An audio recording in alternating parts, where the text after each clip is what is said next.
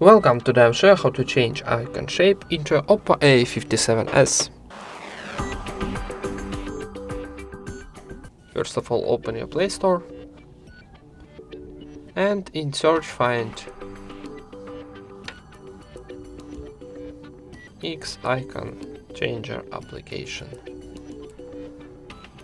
This one.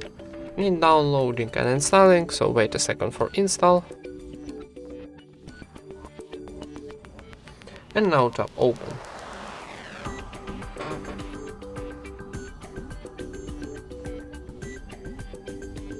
Now from the list of your application, choose someone to what you wanna change.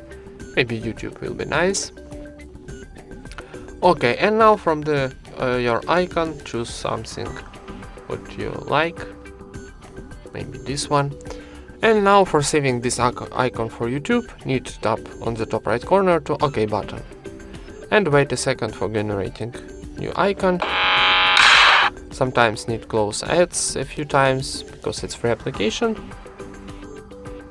And now tap to add to home screen button. Here we got success message, and go to our home screen and find new YouTube icon here. And that's it. Thank you for watching, leave thumbs up and subscribe to our channel.